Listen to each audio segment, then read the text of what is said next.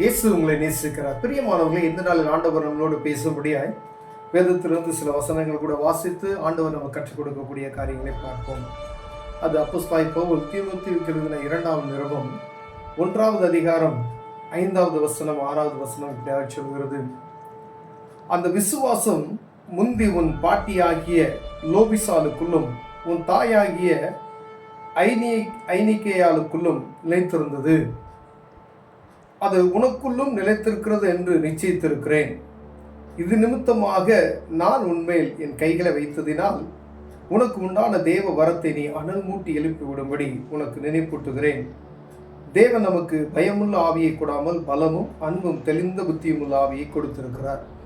பிரியமானவர்களே, இந்த வசனம் ஒரு தாயை குறித்தும் தன் தாயுடைய தாயை குறித்தும் விசுவாசத்துல அவர்கள் எப்படி நிலைத்திருந்தார்கள் என்று சொல்லி எழுதியிருக்கிறதை நாம் பார்க்க முடிகிறது. பிரியமானவர்களே, அது பாரம்பரியம். அடுத்தடுத்த தலைமுறைகள் அவர் சொல்லுகிறது பார், உன் தாயாகிய உன் பாட்டியாகிய லோபிசாலுக்குள்ளும் அப்படி சொல்றாரு. அப்ப இந்த ஆவிக்குரிய வாழ்க்கையில அவங்களுடைய குடும்பத்துல எப்படி நடந்துவதற்காக அவங்க கண்கொண்டு பார்க்கிறாங்க. இது நிமித்தம் 3வது ஒரு தலைமுறையும் அவர் பேசுகிறார்.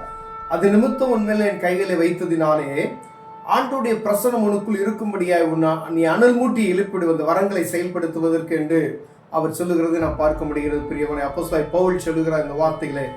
ஆனா ஒவ்வொரு மனிதனுக்குள்ள காணப்படுகிற ஆவிக்குரிய காரியங்கள் நம்ம குடும்பத்துல பெற்றோர்களாக இருக்கலாம், முதியவர்களாக இருக்கலாம்.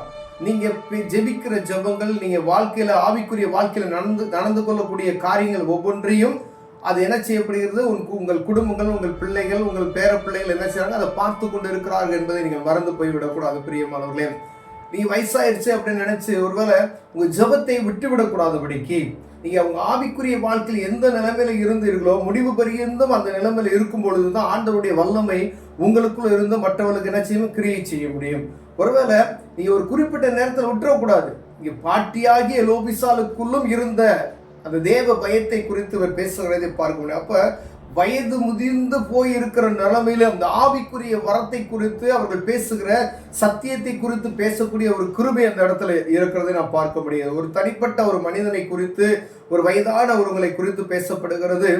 அவருடைய பிள்ளைகளை குறித்தும் இந்த இடத்துல எழுதப்பட்டிருக்கிறது. அப்ப குடும்பத்துல ஆவிக்குரிய வாழ்க்கையில எப்படி நடக்க வேண்டும் என்பதற்கு முன்மாதிரியாக நம்ம வேதத்துல எழுதப்பட்ட லோபிசாலும் ஐனிக்கேயாலும் இவங்களை குறித்து நமக்கு முன்மாதிரியா வைத்திருக்கிறார். அப்ப நம்ம குடும்பத்துல இருக்கக்கூடிய முதியவர்களும் ஆவிக்குரிய வாழ்க்கையில எவ்வளவு ஜாக்கிரதையா இருக்கும்படியா நமக்கு எழுதி வைத்திருக்கிறார்கள். பிரியமானவர்களே, நாம் செய்கிற இந்த வார்த்தைகள், நம்ம ஜெபிக்கக்கூடிய ஜெபங்களும், நம்ம வேதத்தை தியானிக்கக்கூடிய காரியங்களும், வேதத்தை வாசிக்கக்கூடிய காரியங்களும் உங்கள் பிள்ளைகள் பார்க்கணும்.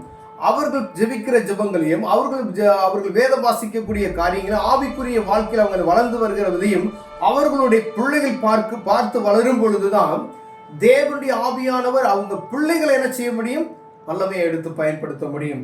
அப்பொழுது ஊழியக்காரர்கள் யாராவது வந்து ஜெபிக்கும் பொழுது அவர்களுக்குள்ள வல்லமையானது செயல்படும் என்று சொல்லப்படுகிறது. பாருங்களேன், அவன் மேல் வைத்து கரத்தை வைத்து நான் ஜெபித்தேன், நீ அனல் மூட்டி அதை எழுப்பி விடு. ஏன்னா உன் தாய்க்குள்ளும் உன் பாட்டியாகிய லோபிசாலுக்குள் இருந்த அந்த தேவ வரம் நான் அறிந்திருக்கிறேன். அவர்கள் கூட காணப்பட்ட பக்தி வைராக்கியத்தை நான் அறிந்திருக்கிறேன்.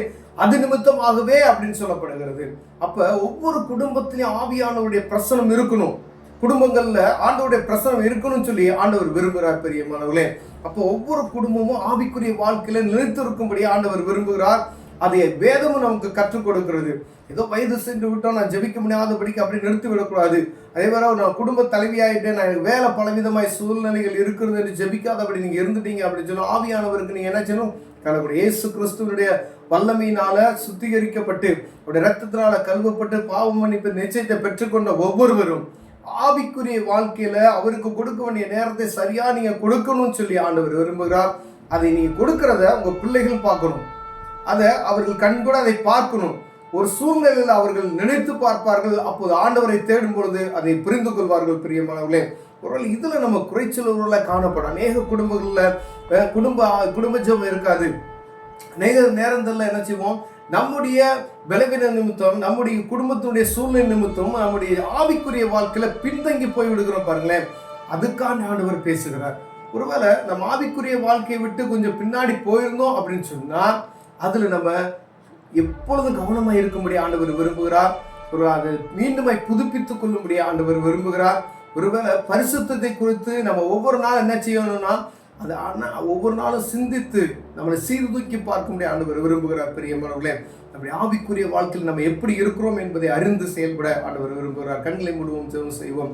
அன்பின் தகப்பனே, இந்த அருமையான நாளுக்காய் ஸ்தோத்திரம் ஐயா. நாங்கள் ஜெபிக்கிறது நிமித்தம், நாங்கள் ஆவிக்குரிய வாழ்க்கையில் நடக்கிறத இந்த வாழ்க்கையில் நிமித்தம் எங்களுடைய சன்னதிகளும் ஆவிக்குரிய வாழ்க்கையில விருத்தி அடைய உதவி செய்வீராக. இயேசுவின் நாமத்தில் பிதாவே, ஆமென்.